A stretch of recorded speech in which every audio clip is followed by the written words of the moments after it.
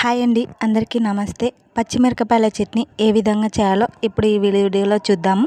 ఈ చట్నీ వేడివేడి అన్నంలో కానీ లేదంటే కలర్ రైస్ అండి, కలర్ రైస్ చేసుకొని ఆయిల్ రైస్ ఈ చట్నీ పచ్చిమిరపకాయల చట్నీ అందులో వేసుకొని తింటే భలే ఉంటుందండి. ఒక పూట బాగుంటుంది. ఈ చట్నీ చేయడం చాలా సింపుల్. ఇప్పుడు చూసేద్దాం. టమాటాలు, ఉల్లిగడ్డలు, పచ్చిమిర్చి, మేమైతే కారం ఎక్కువ తింటాం కాబట్టి ఎక్కువనే వేసాను.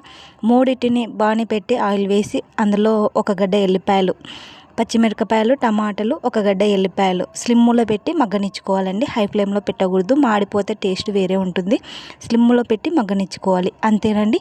ఇది మగ్గిపోయిన తర్వాత మనం రోట్లో కానీ రుబ్బుకోవచ్చు, నూరుకోవచ్చు, లేదంటే ఒకేసారి మిక్సీకి వేసుకోవాలండి. ఒకటేసారి ఇలానే అలా బంద్ చేసేయాలి. ఎక్కువ మెత్త పేస్ట్ లాగా కాకూడదు. ఈ విధంగా చూడండి. ఇది ఇలా ఉంటే చాలా బాగుంటుందండి వేడివేడి అన్నంలో.